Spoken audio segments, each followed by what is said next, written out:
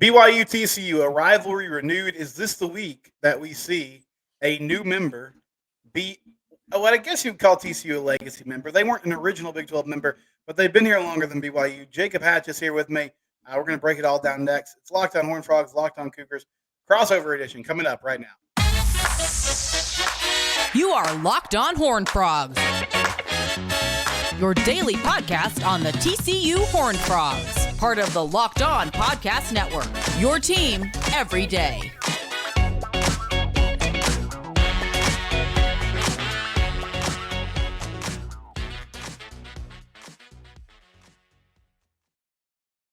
That's right, Locked On Horned Frogs. I'm Steven Simcox, at Simcox Steven on Twitter. In the box next to me, Jake Hatch. He's got a cool neon sign behind him with the name of his show, Locked On Cougars.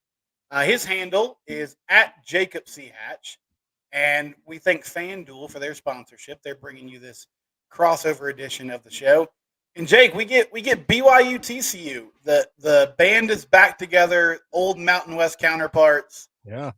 Is this one of those? I mean, I know, like, obviously when Utah joins next year, that's the game. Like, that's the one that everybody's going to circle. But is there some real juice behind this TCU BYU matchup, and are BYU fans excited to kind of renew this rivalry to a certain extent? No, they are, and that's the thing about this is TCU and BYU had some epic matchups back in the Mountain West there, and even go back to there was a short time in the WAC they were together, obviously, and there were some epic games. John Beck going down there in 2006 and springing an upset on a nationally ranked Horned Frogs squad. TCU coming to Provo and College Game Day came to Provo and absolutely trouncing the Cougars. There's been some really, really fun games in this history of these two, and it's been 12 long seasons since they last met up, so it's fun to, as you mentioned, have the band back together to have that rivalry renewed. We talked in the summer, and we kind of did a preview of both these teams.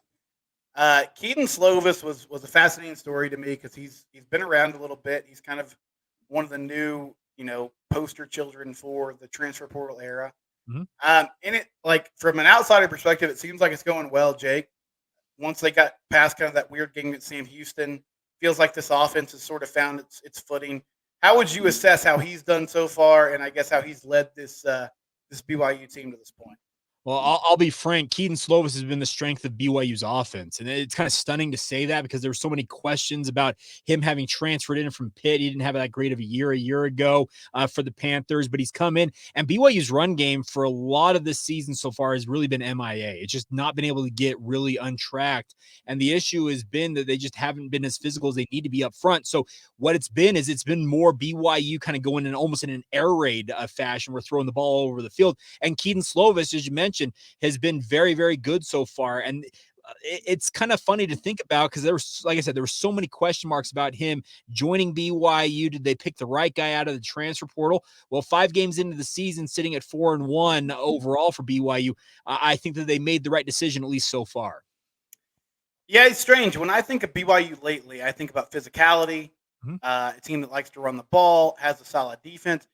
But early this week when I was doing shows, I had a few Cougar fans like pop in and make some comments. And one thing they said was, this is a team that struggles, to stop the run, that struggles to run the football. Is this just a down year for both sides of the line, Jake? What's kind of happening that's led to those struggles so far? Well, it shouldn't have been on the offensive line. They actually retooled this offensive line via the transfer portal more heavily than any other position group on this roster. And that's kind of the crazy thing about it. They brought in guys like Caleb Etienne, who was a 13-game starter a year ago for Oklahoma State. They brought in Paul Miley, who was a multi-year starter for the University of Utah and one of the better offensive lines in the Pac-12. The bodies they brought in, you looked at that collection of talent and said, okay, this offensive line should be able to really get a good, strong push, should open the holes for the running backs. But for whatever reason so far, it has not been that way. Now, I will say this, BYU enjoyed their bye week last week, but their final game before that bye was the game against Cincinnati, which they won. And in that game, BYU was severely outgunned in terms of overall yardage and plays by the Bearcats. But when BYU did have the football, I saw the best blocking performance I had seen all season from my own eyeballs. And that it's not perfect. Let me be very clear about that. But against a very, very good Cincinnati front, BYU probably had their best rushing performance to date. So there are positive signs that it's moving that direction offensively. Now, with regards to the defensive line and giving up the rushing yards, the biggest thing for BYU is this is a defense that completely retooled its coaching staff. Kalani Sitake fired his defensive coordinator after last season. It fell apart, and he needed to make a change. He makes the change, brings in Jay Hill, who he obviously knew from his time at the University of Utah. And Jay Hill has brought a new philosophy, a new belief, and just an overall cohesive identity to this defense. The issue is I don't think he has the horses in terms of the overall talent he needs to make this defense as good as he wants it to be. So it's still going to be a transition year in many respects in that regard. And yes, they are going to give up some rushing yards just as a result. Sticking with Jay Hill, do you feel like this is a unit that can get better as the year goes on, or are they going to just kind of have to live with, yeah, we're probably going to get some points. We need the offense to be effective and hope to play sort of complementary football as we go on? It depends on how healthy they stay. Now, Ben Bywater, BYU's star linebacker, he has 200 and some odd career tackles the last 2 years. He's the heart and soul of this defense. He's not going to play against TCU from what I understand. He suffered a shoulder injury against Kansas, did not play against Cincinnati, and the hope was that he would be healthy enough to come back to play against TCU. He's unavailable. But outside of him, they're actually pretty healthy across all three levels of their defense, and that's going to be the biggest thing for BYU is I do believe they can improve so long as their frontline starters stay healthy this season. Now, you absorb some injuries, and that obviously comes into effect for everybody, every football team, every single year. That's when I think it's going to fall off a little bit for BYU. So as long as they stay healthy, I think they will continue to improve. The question is really how much, because I think there's just there's a talent element that is lacking on BYU's defense right now. Kind of unique situation in preparation. They're preparing for Josh Hoover, who's a young QB, redshirt freshman. Really, the only tape that's worth anything, I guess, is the few possessions he played against Iowa State last week. Have they talked at all, the coaching staff, about the challenge of kind of getting ready for that? How they're trying to approach a new look, not really a new look offense, but a new person back there taking the snaps?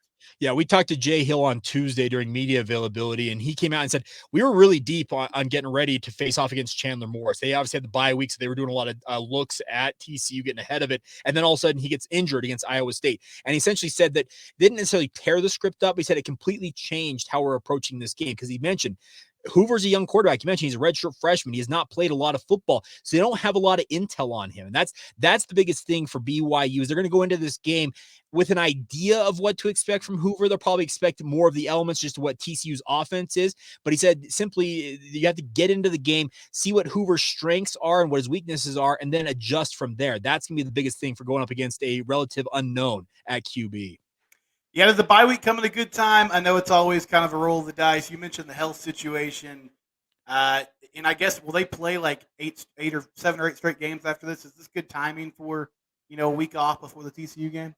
Yeah, I think it was a good timing because they did have a couple dings and dents. There's a couple wide receivers who had gotten injured in the first 5 games of the year. And BYU, the last 2 years as an independent, Stephen, had their bye week in week 10 or later of the season. That's almost worthless at that point. We've gone that many games in a row and then having a bye week. They wanted to have it mid-season. An ideal world, probably 6 games, then have that bye week. But to have the bye week after week 5, I think it gave BYU a chance to recuperate a little bit, kind of retool what they're doing because they've played 2 Big 12 games. Now they went to Kansas. They were at home against Cincinnati. And now, as you mentioned, they kind of gear up and they got 7 straight games. They've got Oklahoma and Texas looming out there. Texas in just a few weeks' time, Oklahoma in November. But got a lot of other good games. West Virginia on the road. So they're facing a pretty strong gauntlet of teams. But the one thing I've talked with enough people around BYU, they're just excited to be part of the Big 12 and actually be a part of a conference and have this matter week to week. Yeah, it's cool if they're here. And, I mean, we discussed this in the offseason too. It's kind of hard for me to think of BYU as making a step up because I know they scheduled good teams. They scheduled a lot of Pac-12 teams. Yeah. And so what has this transition been like? I know it's early. It's probably too early to make a lot of grand declarations about it. But has it been as smooth as they maybe thought it could be, with playing week in and week out football against the same opponents? I think that they've done a pretty good job, honestly, in terms of trying to gear up for it. I've always said the last 3 or 4 years of BYU scheduling, I called it Power 5 adjacent scheduling. They weren't playing 10 or 9 Power 5 games. They were playing 6, 7, or 8. So they were playing their fair share of them, and they competed fairly favorably against those teams. You mentioned that you've seen them play those level of teams. That's the one thing I thought people were overlooking amongst all the newcomers, including Houston, Cincinnati, and UCF, as well as BYU, is that BYU played more Power 5 teams every single year leading up to joining this conference than the other ones did seemingly combined annually. And that gave BYU, I feel like, a leg up in terms of what they were to expect. They went to Arkansas and competed very, very well, came back to win that game after falling behind by double digits twice.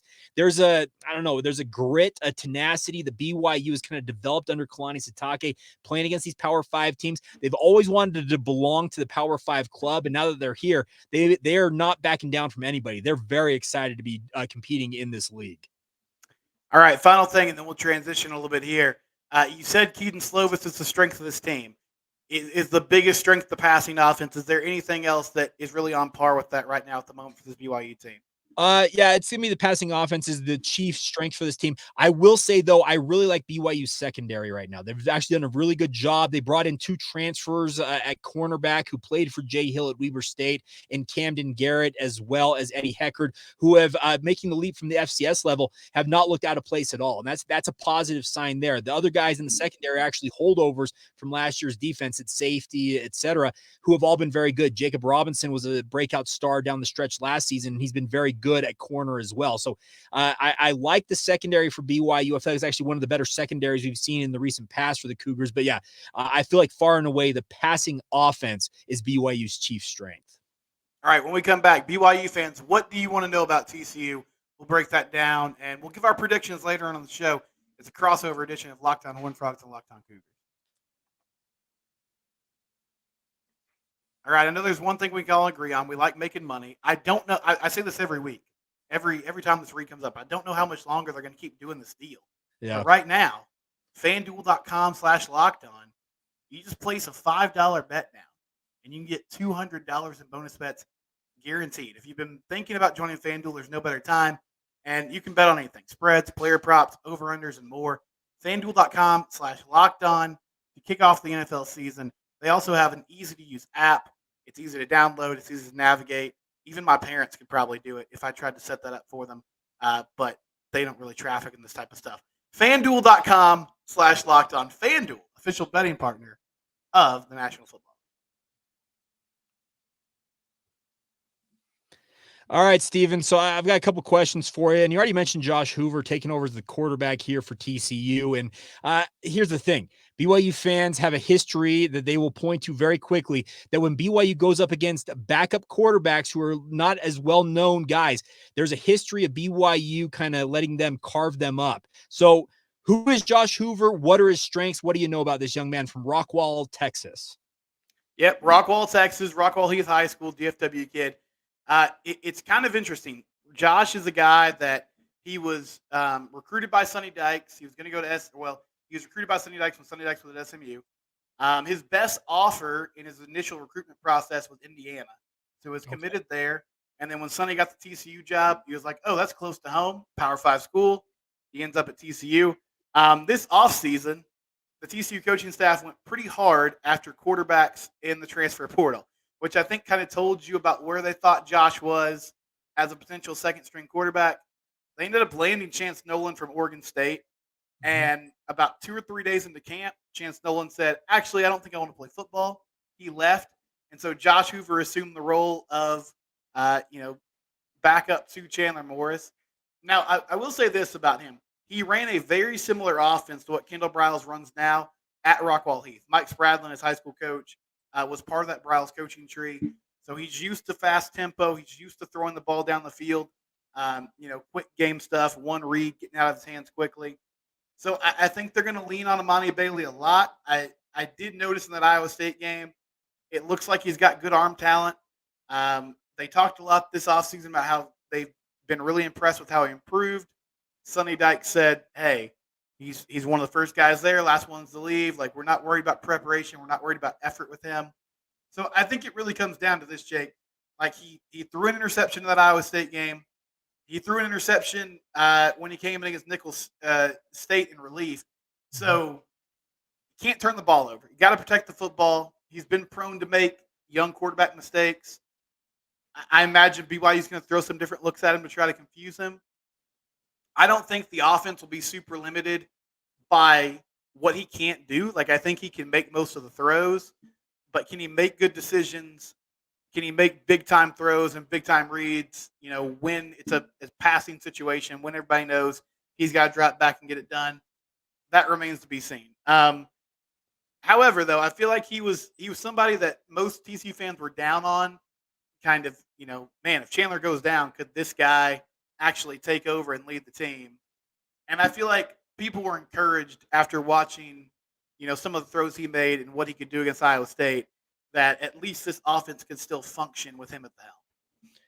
Now, you mentioned Imani Bailey, their star running back. It feels like to me with an unproven quarterback, and that's probably the wrong term to use with him, but he hasn't played a lot of football. The best weapon you can have as a quarterback in the case of Josh Hoover, like the situation he's stepping into, is to have a strong running game. Do you expect Sonny Dykes and TCU to really put it on the offensive line and Imani Bailey to help lead them to a victory? Man, I think that's really the only path here for them to win games is to keep the ball on the ground. This is an offense that's been searching for an identity all year long. The one thing that they've been able to do well week in and week out is run the football, with the exception of a rough night against West Virginia a few weeks ago. And so Imani Bailey, to me, is the key. I mean, he's been really good. He showed some flashes last year. He was behind two running backs that are now in the NFL, and Kendra Miller and Marty Mercado. But it was mainly in garbage time. And I think what I took from Imani when he ran the ball was he's got good burst, good athleticism. But I've been super impressed. I mean, he's gotten some what I'd call dirty yards this year, Jake. Like, okay, 1st and 10, looks like it's going to be a 2-yard loss. He cuts it up and finds a way to make it 2nd and 8 and 2nd and 7 instead of 2nd and 12. Not a lot of running laterally. Pretty much always positive yardage when he touches the football. Really good after contact. Has embraced like blocking and pass protection and has gotten better at that. Coach Jones, the running back coach, has complimented him on that this season. So he looks like the complete package. He's the best. Like, he's the best weapon they have. He's the best player on the team right now. I would not have predicted that before the season, but he's taken his opportunity and he's run with it. Pun not intended there, but I guess it works. And so the short answer is yes. I think they're going to try to run the ball. They want to keep this in 2nd and 3rd and manageable, and that starts with getting Imani Bailey on the ground and getting that offensive line going. Now, any BYU fan who was watching college football last year watched that magical run that TCU had to the national title game. Absolutely incredible stuff. And the blowout loss in the national title game, notwithstanding, was an incredible run. The defense, in many respects, was a huge key to that. And while the offense, it felt like, got gutted with guys leaving for the NFL, the defense returned a lot of the bodies. Has the defense lived up to the hype of what they had a year ago so far, in your opinion? I would say they have lately. The Colorado game was a disaster, and sure, I feel like if Joe Gillespie was honest about it, he would say he thought they could play a pretty vanilla scheme against that team and just sort of, allow them to get some yardage and stay in front of him. It would be fine, and that sort of blew up in his face. But since then, they've played really well. I mean, they kept Houston out of the end zone. I think SMU is a pretty good team this year, and they were able to slow down that offense. And they've done a nice job against West Virginia and Iowa State. Just unfortunately, the offense couldn't match, the effort that they gave. This is not a team that's going to hold somebody to 6 points. They're not a dominant defense. I feel like they're at their best when they're playing with a pretty robust offense, and it's kind of a bend but don't break style. But yeah, it's improved a lot. The tackling's gotten better. I think Joe Gillespie's gotten more aggressive. He's bringing more blitzes. He's allowing his corners to play more man coverage, more head up, and it's led to some dividends. So the defense has been good. I think they're going to have to find a way to force some turnovers and make some splash plays over the next few weeks if they're going to win games and be successful. But I've been happy with the defense performance lately. I think it's been closer to what I expected, before the season. And really, aside from that Colorado game, they've been solid all year long. Now, this is a team that's 3-3 on the season, not necessarily having the follow-up year that you would have hoped for after what they did a season ago. What's the fan base reaction been as they are 500 on the year so far? Yeah, it's pretty dark right now, Jake. Vibes are not Okay. vibes are not at 100%. I feel like most TCU fans didn't think this team would be, obviously they didn't think they would do what they did last year. I feel like most were probably in the place where they didn't even see a Big 12 championship as a possibility. But 8 or 9 wins was what I got most off, and that's what I predicted before the season, that they go 9-3. Okay. Now I think best case scenario, you're probably talking about 6-6. Like, you find a way to go 3-3 down the stretch against a tougher part of the schedule. And honestly, Sonny hit all the right notes last year. It's impossible to expect that again. But the Colorado loss was preventable. The West Virginia loss was preventable. Now, Iowa State, you just got whipped on the road, and that happens in college football sometimes. They should be 5-1 right now, but as you know well, shoulda, coulda, woulda does not count. Your record is what your record is, and they're a 500 football team. They just lost their quarterback. I think there are some people that are optimistic because Chandler had struggled so much the last couple of weeks that maybe a new QB could kind of light a new energy into this team. But I think best case scenario, they still fall well below expectations for what people were thinking. And this is kind of it's typical that if you're not a blue blood, it's hard to year over year have seasons like that. And I thought TCU with the transfer portal and with some of the talent they had there and the cohesiveness with that coaching staff, I thought they could buck that trend. But it feels like everybody's kind of eating a slice of humble pie right now, and they got to regroup and kind of refocus. All right. So, and I'm going to ask you a similar question you asked me right at the tail end of me kind of answering your questions. What's the Chiefs' strength right now for the Horned Frogs? What's their main weakness? Where do they stand in your opinion? Oh, that's a really good question. I think their biggest strength is probably their secondary. They have a lot of experience in the back end with their safeties. Their corners are really good. Josh Newton started every game last season at the corner position. He's back again. Avery Helm is a transfer from Florida that's done a really nice job, and they have some depth behind those guys. Biggest weakness, maybe the offensive line. I think they've been okay at times, but they haven't been consistent. Now, they've made some changes, something to watch. So Brandon Coleman started the year at guard. He played tackle last year. That experiment has not worked, not because Coleman is struggling, but because their replacement tackle was just not cutting it. So they've moved him back to the outside. They've shuffled some things around. And I think they were better against Iowa State, but it didn't show up on the scoreboard. So I'm curious to see what they look like this week against BYU and beyond that. And they've been able to run the ball okay, but pass protection has been an adventure. And, yeah, they're just not nearly as physical as they were last season. But Steve Avila is the starting guard for the Rams right now. They miss him a lot. There were a couple other guys in that interior that moved on to the NFL or just kind of moved on post-football career that have been more irreplaceable than I think we all kind of gave them credit for before the season started. All right, so good intel on the Horned Frogs. Let's get to the best part of this and talk about keys of the game, but let's get a quick word on one of our good friends over here, Steven. Of course, that is our friends over at LinkedIn. Of course, these days, every new potential hire can feel like a high-stakes wager for your small business, my friends. You want to be 100% certain you have access to the best qualified candidates available, and that's why you need to check out LinkedIn Jobs. LinkedIn Jobs helps you find the people that for your team, and the best part is they do it faster and for free. All you need to do is go on and set up the job profile you have on LinkedIn, then add that job in the purple hashtag hiring frame to your LinkedIn profile to spread the word that you're hiring. They feature simple tools like screening questions, make it easy to focus on the candidates with just the right skills and experience so you can quickly prioritize who you'd like to interview and hire. The best part is it's why small businesses are rating LinkedIn Jobs number one in delivering quality hires versus their leading competitors. LinkedIn Jobs helps you find the qualified candidates that you want to talk to faster. Post your job for free at linkedin.com/lockedoncollege. That's linkedin.com/lockedon free. Once again, terms and conditions apply.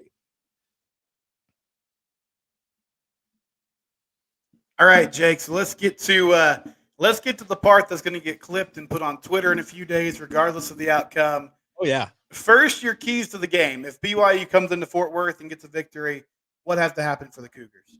They got to win the turnover battle. It's been the big storyline of BYU season so far is when they have been plus in the turnover margin, they have won all 4 of the games. The one game that they lost the turnover margin at Kansas, they lost the game. They gave up 14 points in an 11-point loss.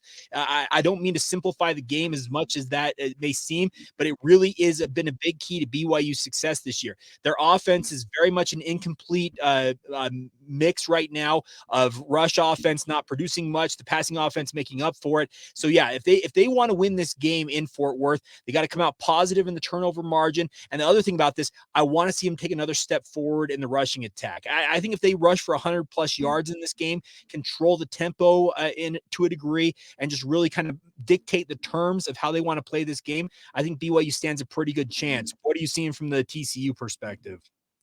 Yeah, I mean, I think it starts with feeding Amani Bailey. You want to make this a simplistic game for Josh Hoover, your new quarterback, and so putting him in good, down and distance situations will be a key. And then also, I mean, if you can just run the ball effectively, that kind of opens up the rest of your offense.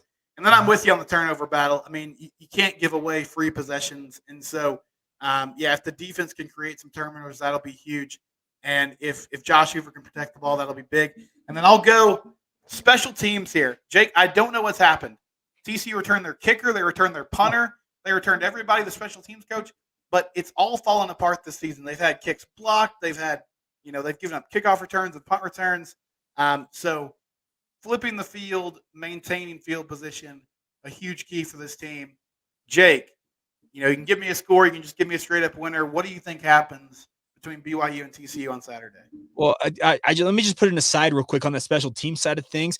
BYU has got a very, very good punter in Ryan Rico. He's been absolutely phenomenal this year, but there's still major question marks about BYU's own kicking game. They came into the season, Stephen, without a kicker on the roster who had taken a kick in an FBS football game. They had no experience kicking the football.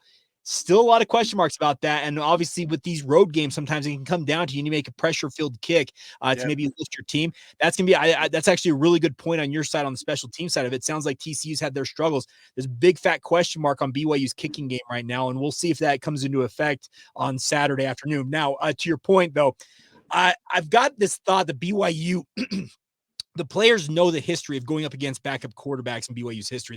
They over the past 10 years, they can go back through and you can see they have been torn up by a bunch of teams. I think that BYU has spent the bye week really focusing on themselves, trying to get things sorted out defensively and offensively. I know they're motivated. They want to go out on the road and win their first Big 12 road game. I'm going to say BYU just by like a hair, like we're talking like 2-3 points. Maybe a field goal does make the difference in the end.